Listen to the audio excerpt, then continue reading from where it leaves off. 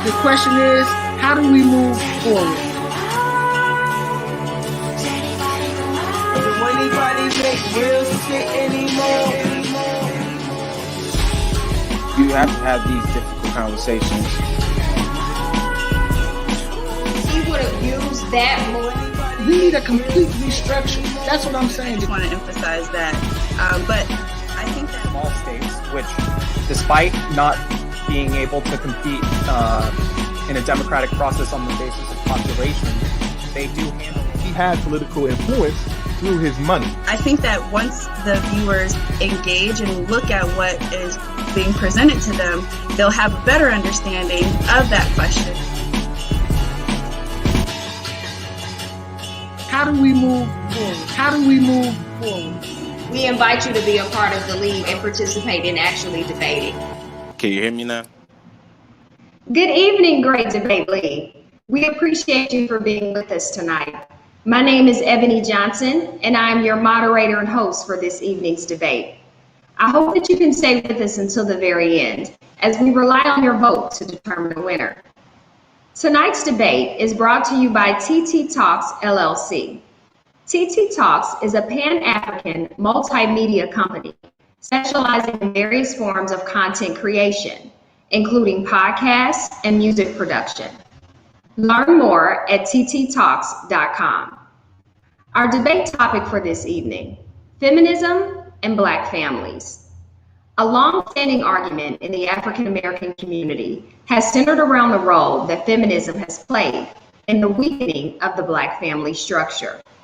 Several pundits have made the assumption that feminist ideals, coupled with racist social policies, exiled Black men from their families, leaving behind a fractured community. However, Black feminist scholars and activists have pushed back against this assertion, noting that calls for gender equality were only a threat to those who wanted to uphold the patriarchy and continue the oppression of Black women. Tonight's premise: the Black woman's acceptance of feminism contributes to the destruction of the Black family structure. Tonight's guiding definitions: feminism, the advocacy of women's rights on the basis of equality of the sexes. Family structure, consisting of two or more people related by birth, marriage, or adoption, residing in the same housing unit. Destruction, the action or process of causing so much damage to something that it no longer exists or cannot be repaired. Arguing the affirmative position is Janaba Phillips, born in Oakland, California, as a legacy child of the Black revolutionary struggle of the 60s. Janaba is a solid revolutionary vanguard, spreading the gospel of African internationalism. Today, she continues that legacy as a speaking member of the Uhuru Movement's Impedum organization dedicated to peace, bread, and Black power. Arguing the negative position is Katina K. Taylor, a resident of Kansas City, Missouri, JD, and co-founder of Elements of Education, KC. Katina is an edpreneur working to connect, inspire, support, and honor amazing African American women in the field of education. She has lent her voice, gifts, talents, and skills to reshaping education as a teacher, speaker, workshop facilitator, consultant, community organizer, and volunteer. This is an exhibition debate and will be unranked. There will be no personal attacks of any kind, no profanity, and no interrupting. Round one, opening statements. Each participant will provide an uninterrupted opening statement. We will begin with Janaba Phillips arguing the affirmative.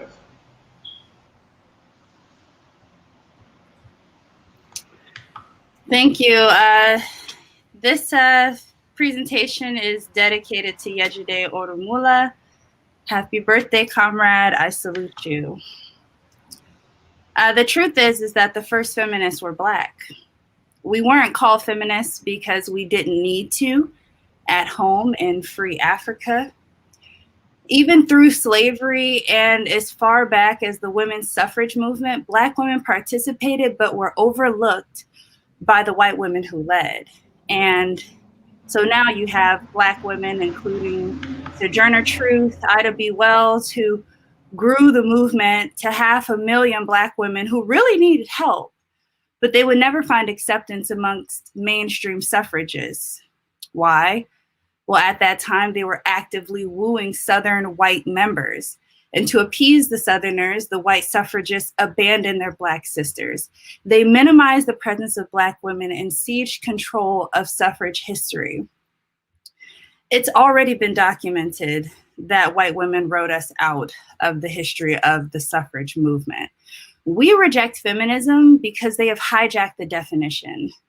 As president of the African National Women's Organization, Yejide Orumula stated, as white women grapple with gaining rights in white society, they still had African women in their kitchen and as wet nurses for their babies. It's bigger than equal pay, opportunity, and access because we don't want opportunity to work in your colonial parasitic institutions. We demand independence. We are the women who will always remain the historical leaders, but under colonialism, we've had to work. Black women always had to work, but now we are working to build self-determination in the interest of the people. Feminism simply means to fight for white women to have a slice of the colonial pie, especially in law enforcement and the military, institutions that contribute to the destruction of the Black family structure. White-led feminism resulted in the increase of white women in seats that traditional white men held, a subtle reminder of their silence during the ravages and rapes of our mothers during slavery. We can lead our own struggle outside of the dark shadow of white feminism. Become an African internationalist. Uhuru. And now for Katina Taylor, arguing the negative.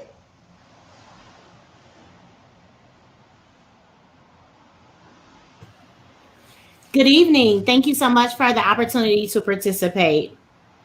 Feminism did not destroy the Black family. And here's why. Blaming Black women who are anti-sexism and patriarchy for the decline in the rate of Black marriage that has been plaguing the Black community for the last decades. This narrative is not only ridiculous, but entirely lacking in factual basis. And here's why. Feminism predates the decline of Black marriage. The most obvious proof that this narrative is false is that feminism predates the decline in rates of Black marriages. The first organized feminist event, the Women's Conference, held in Seneca Falls in 1848. I know some people that want to argue that Black women magically joined the feminism in the 60s and 70s, but that's not true. They were there. In fact, Black women were part of organized feminism from the very beginning. Sojourner Truth gave her famous Ain't I a Woman speech at the Women's Conference of 1851. Frederick Douglass was an organizer of and speaker at the very first conference in 1848. If Black women believing in feminism killed the Black family, then it died over 130 years too late. Sorry. Some opponents of Black feminists love to claim that prior to the advent of feminism, all Black women were sweet, submissive housewives, that evil feminism swept in, made all the women strong, and gave us attitudes, so men left. False. There has never been a period where Black women in America as a collective were housewives. Were there some Black men who made enough to keep their women at home? Of course. But in a world where Black men were mostly underpaid and never allowed to make more or equal to a white man with an equal skill set, this was not the norm.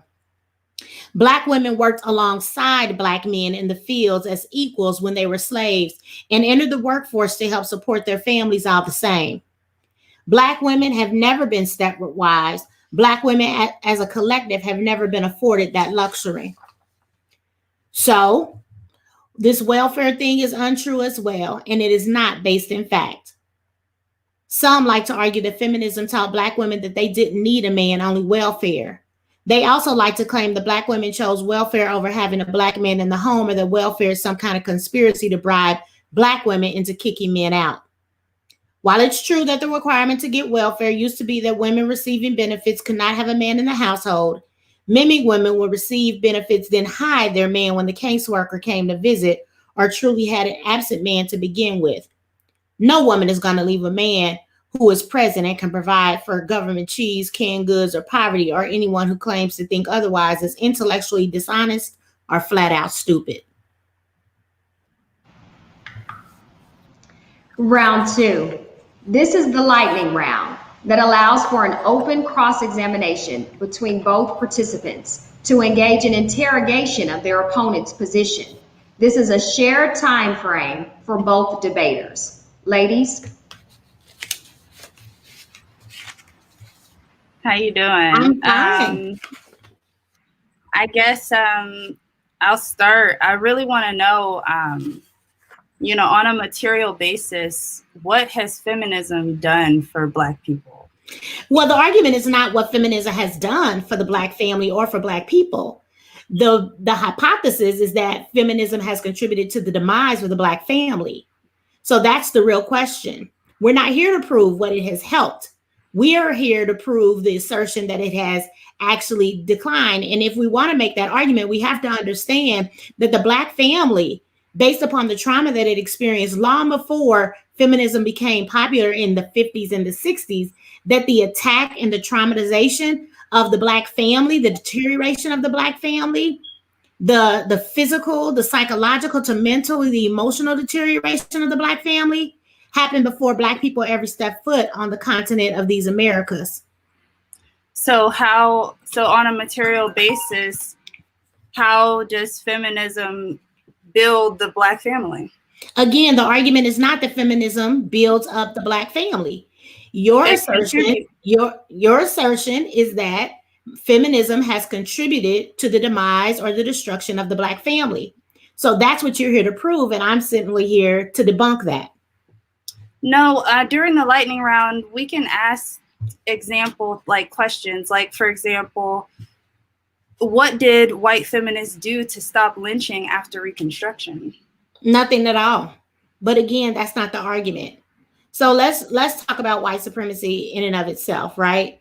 So when we address this whole topic of feminism, what we're actually doing is blaming the people closest to us, and that generally comes from Black men, if we want to really be honest, or men in general, that they want to force and continue to put patriarchy and misogynistic values that really are centered in white supremacy and racism forward.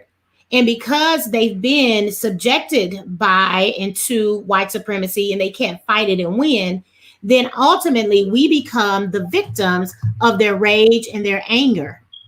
And so how would you define the current primary issue what's the current primary issue that Black feminism is working to overturn in the Black community? Well, Black feminism is working to overturn any codified and legalized inequality as it relates to all people, specifically Black women, Black men as well. We don't subscribe mainly and really and truly to the notion that feminism as a whole is something that Black women have bought into. That's why you hear the terms Black feminism. That's why you hear the term intersectionality. That's why you hear the term womanism, because we understand that feminism in the traditional sense has not assisted the Black people as a whole, which that has been the efforts of Black women from the beginning, is moving the Black people as a whole forward. So are you saying that there's no way to measure how Black feminism is helping contribute to the Black family structure? Is there a way to qualitative and quantitative? I think it is a way to measure. How can we measure the quantitative? Black women have consistently held up the family. Black women have consistently drove the economic power in our communities. So in that way, Black feminism, womanism, intersectionality, of course, moves our entire group of people together. But let me ask this question of you. So your argument is that feminism in and of itself has contributed to the demise of the Black family. How so? What I'm saying is that when we have white women who have begun a movement and we begin to trail behind them, they are not going to propel our issues to the forefront. We don't need to define it as Black feminism. When we do that, when we allow intersectionality to become a part of the discussion, all that you do is cloak white women from criticism of their opportunism. And it allows Black feminists to unite with white feminists just because you have this intersectionality thing where you talk about race, class, and gender, but the key word is talking, and there's no solution embedded to solve any of the contradictions being raised, including misogyny or misogynoir. In fact, the only solution that white feminists tend to have is to call the police. There's no way out of the criticism outside of male leadership being criticized, as opposed to the entire foundation of the basis of patriarchy, which is colonialism. Yet I haven't heard an argument or anything to substantiate how feminism has contributed to the demise of the Black family. And I can tell you exactly. Let me give you some.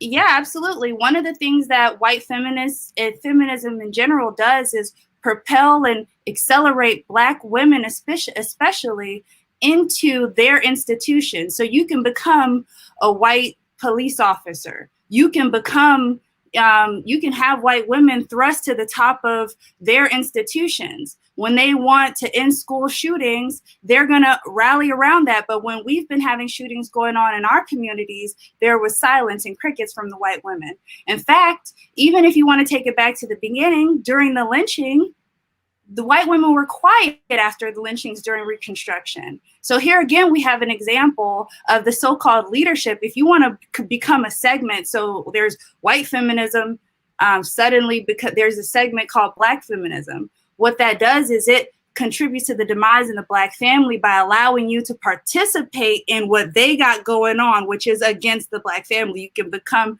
the best judge if you want. You could become the best police officer if you want, but they do not address our specific issues as a collective. So white feminists, however, are not actually defining what intersectionality is. That's Kimberly Crenshaw. White feminists are not determining what Africana womanism is or what Black feminism is. No white feminists, and there's not necessarily any integration between the two. So you don't see Black women clamoring at the bit to say, we want to go to the Women's March. We want to participate and do that. So if that's the case, and your argument is that, Black women can achieve because now we're integrated or melding into white feminism or feminism in the traditional sense, then I'm still not hearing an argument that actually supports the notion that feminism in any shape, form, or fashion has contributed to the demise of the Black family. Because if we haven't bought into it and we're not actively participating per se, then please help me understand how we're falling in line with traditional feminism and therefore working to destruct or demolish or break down the Black family. What is your question? I'm trying to understand your hypothesis. I'm trying to understand your hypothesis. It's not a hypothesis. It's not a hypothesis. There's an economic foundation. The reason why Black people were brought here is an economic thing. While white women were fighting for rights, they spearheaded the so-called feminist movement. Even though you implied that Black women have been we've been feminists and leading families and whatnot since the beginning of time, then why call it feminism in the beginning? That's just what Black women do.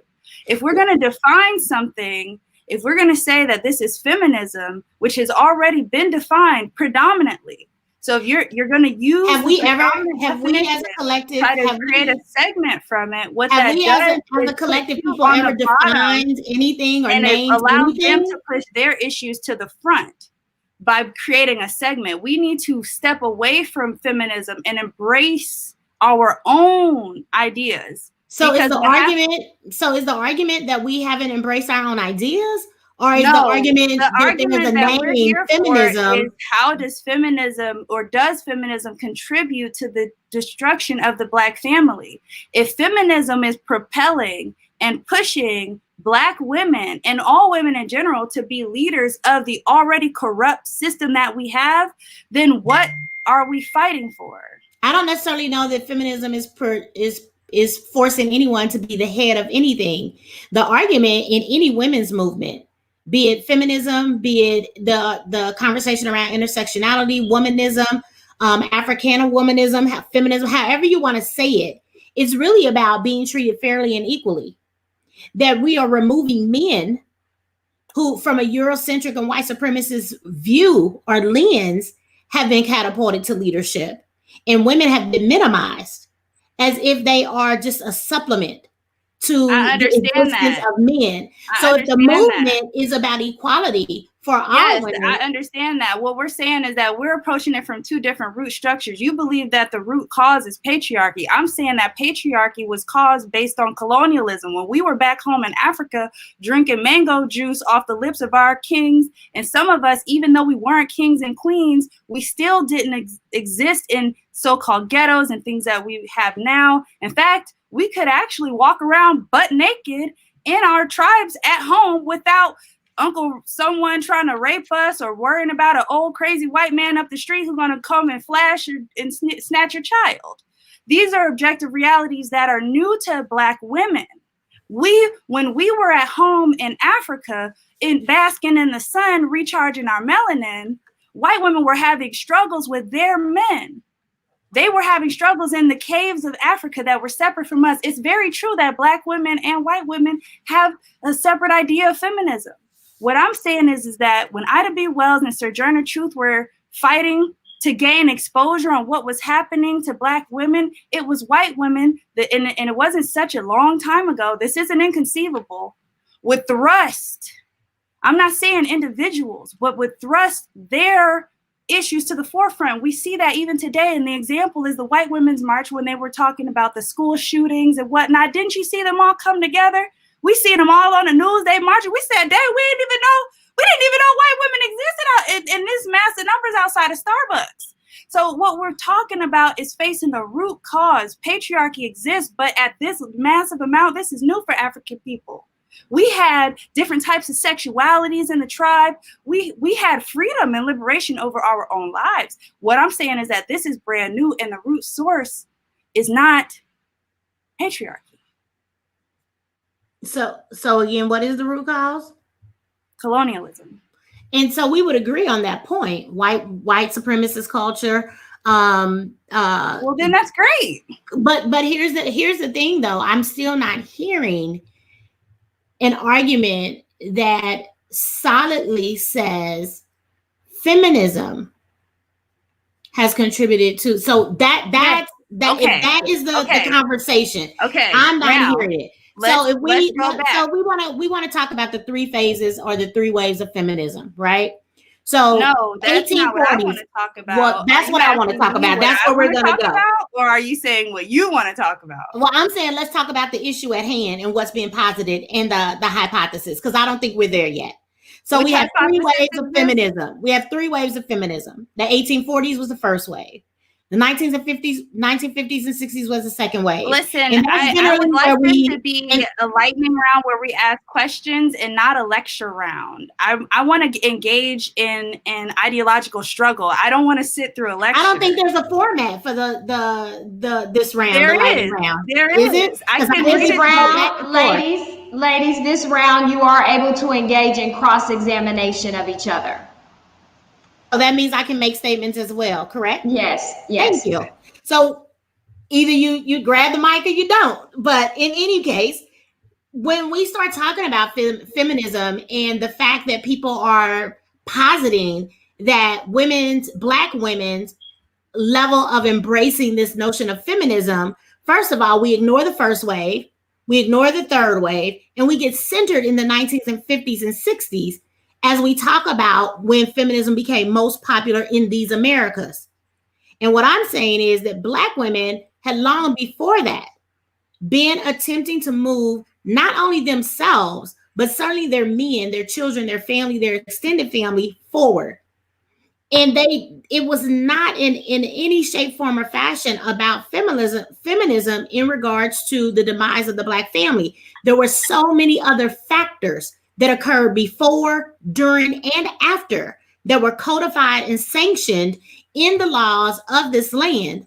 And therefore, those are the things that more importantly and had more of a dramatic effect in regards to the demise of the Black family. So that's what I'm saying. I'm not going to lay it at the feet of feminism, because that then ignores the whole white supremacist, Eurocentric, colonized foundation we have. Now for round 3, audience question and answer. We invite our audience to submit questions for the debaters. Each participant will be given the chance to respond to each question, uninterrupted. Please submit your questions now. As we bring up our audience questions, please support our growth by donating to our Cash App, $ The Great Debate League. TT Talks podcast is hosted by Adrienne Bate. You can support this Black woman entrepreneur today. She has new merch available at tttalks.com. You can visit the website and order your own TT Talks hoodie. This is a classic hoodie with the TT Talks logo surrounded by the slogan and the website on the hood and lower back. And now we will take our first audience question. Arguing the affirmative, Janaba Phillips will have 1 minute and 30 seconds for the first audience question. And that question is, do white feminists care about the Black community? Janaba? You know, you can't look at it on an individual basis. We do have some former white feminists who become African internationalists in solidarity. But in terms of white feminists leading African people, absolutely not. It's inherent that their struggle is to support the colonial status quo, and that is at the expense of African people. So no, they cannot. Thank you, Janaba. And now arguing the negative, Katina. Do white feminists care about the Black community? So I'm all about making sure that we are dealing from facts. So first and foremost, I want to say it's a misnomer that the majority of white women are feminists, because they are not, and the numbers don't support that. So let's be clear there. Do I believe that women that define themselves as white feminists care about the Black community? Some do, some don't. But when we start talking about the overarching movement, feminist movement, is it to the benefit of Black people? Absolutely not. Thank you for that. And now for our second audience question. We are really getting into, ladies, we appreciate your participation in this debate as we're bringing up our second audience question. It's been fun already. All right. I still haven't heard how feminism is destroying the Black family yet. Janaba, we'll give that to you first. Yes, feminism destroys the Black family by propelling and catapulting women, whether they be white or Black, to take seats in the current position of power, which worked against the Black family structure, i.e., institutionalized racism all throughout the fabric of this country. We do not need more seats in leadership. We do not need a Black, we don't need BET to be Black owned again. What we need is independence and self-determination. Thank you. And the same question to you, Katina. I still haven't heard how feminism is destroying the Black family yet, which you are arguing the negative for. I haven't either. So I would agree with that statement. It's not a question, but I have yet to hear it either. I think we're in our fight to be emancipated, to be liberated from a white supremacist culture and system and institutions. We're needed everywhere. And so to make an argument that because feminism places women, Black women, first and foremost, or I'll say Black women, above Black men, because ultimately that's what the argument boils down to. We need to be in those seats just like Black men need to be in those seats. And when we are in those seats, we are the ones that bring Black men into those places, in those positions of power along with us. It's been shown, it's been documented that when Black women do well, Black men and children do well, and the Black community as a whole does well. So I have yet to hear from my opponent either how feminism is destroying the Black family. Thank you so much. And now for our third and final question from our audience. To what degree have feminist values and assumptions penetrated the attitudes of everyday people within the Black community? From your perspective, has it been positive or negative? Share concrete examples. Jainaba? To what degree has feminists penetrated the well, I think that, you know, calling them feminist values and assumptions penetrating the attitudes of everyday people, the reality is that Black women have had to lead despite everything that we've been through. The problem is when we have outsiders who are within our lives basically helping us to drive the argument in a way where it doesn't need to be. We need to be focused on the liberation of our people as a whole, not trying to segment a portion of our leadership as though we're competing on who's been colonized or treated worse. We have to work together because we have one common enemy, and white women start to contribute and support the one that keeps them on the pedestal. Thank you, Jainaba. Katina, the same question to you. To what degree have feminist values and assumptions penetrated the attitudes of everyday people within the Black community? From your perspective, has it been positive or negative? Share concrete examples. I don't think necessarily that the feminist values and assumptions have penetrated the attitudes of everyday people. Let's be, you know, that's the question. So I'll say that. From the degree that it has touched, influenced people within our community, I think it has been mixed as far as positive and or negative. And there's our time. And there's time for that. All right. Thanks so much. Thanks so much, ladies, and thanks so much to our audience for submitting questions. We've come to our closing statements. Each participant will provide an uninterrupted closing statement. We will hear the affirmative closing statement from Jainaba Phillips.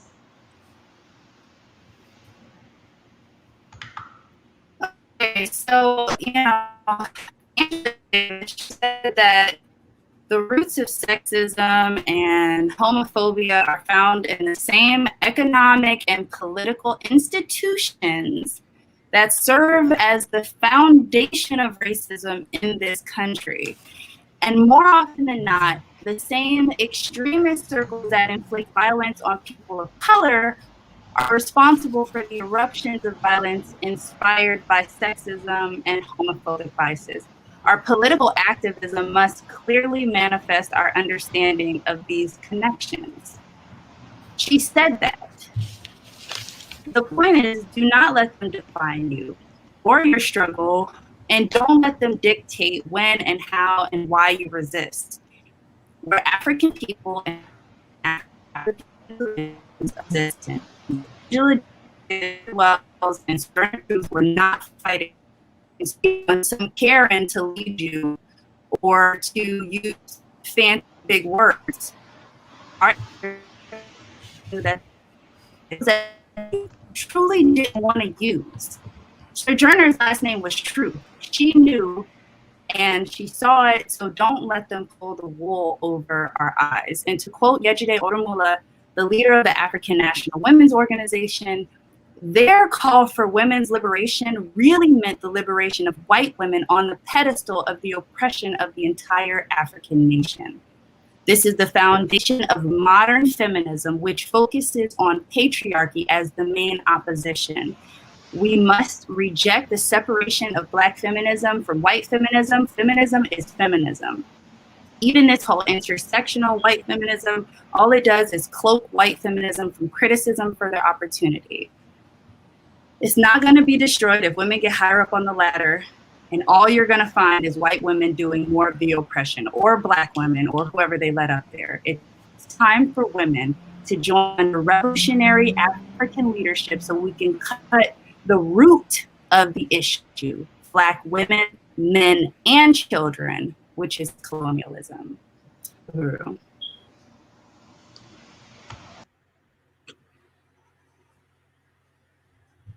For many years, it's been said that feminism has contributed to the destruction of the Black family. That hypothesis ignores the contributing factors that are and have been intentional and codified in Eurocentric ideology, in white supremacist culture, or what some call racism. Now that we've established this argument has zero merit whatsoever, let's try to call it what it really is. And that really is the notion to shame women into compliance and silence. This argument is generally made by Black men. Black men want Black women to cape the supposedly submissive qualities of other groups while simultaneously claiming feminism is the white women's fight. How does that work? You want to cape white patriarchy, then act confused and attack because they're Black feminists? Let's do some math. If white patriarchy equals white feminism, then Black patriarchy equals what? If you guessed Black feminist, then ding, ding, ding, you won. Stop trying to sell Black women on oppression just because you put a Black face on it. Patriarchy is white supremacy. If you don't want Black feminism to exist, then create a Black community that is as pro-Black women as it is pro-Black men. If not, then just be honest and admit that you have no real reason to be anti-women's rights and that you're just a regular old sexist posing as a revolutionary. Newsflash, there is nothing revolutionary about patriarchy. It is literally the oldest trick in the book. So our argument was supposed to be that feminism contributed to the demise of the Black family. I don't know that we even actually got there. And just because I'm arguing in the negative doesn't necessarily mean, no, it does not mean that I identify as a feminist. All in all, I don't identify as a feminist because I'm against the integrationist aspect of the feminist movement. I identify as a womanist. However, this nonsense just needed to be addressed because I'm tired of seeing it. Black feminists, Black single mothers, Black women, you are not responsible for the death of Black family because you desire equality. Don't let anybody else tell you otherwise.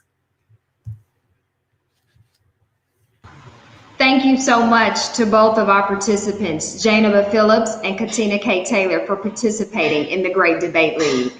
Thank you to our audience for watching and submitting questions. Please donate to our Cash App so that we can continue to grow. Also, check us out on our YouTube channel, Great Debate League Inc. And you can subscribe to our podcast on Spotify and iHeartRadio. We would like to thank TT Talks, LLC, for supporting tonight's event. For more information, you can visit their website, tttalks.com, or find them on Facebook, YouTube, Twitter, or Instagram. If you would like to sponsor a future debate, please contact us at thegreatdebateleague@gmail.com. We will post a Facebook poll on the Great Debate League group page. Please go there to vote. The poll will be up for 24 hours after the debate. Ladies, we'll see who won the debate. Our next debate, GDL 8, is August 13th. Esther Nglande versus Linda Spence. Does spanking negatively affect Black children? Good night, everyone. We invite you to rejoin us in a few moments for a post-debate analysis.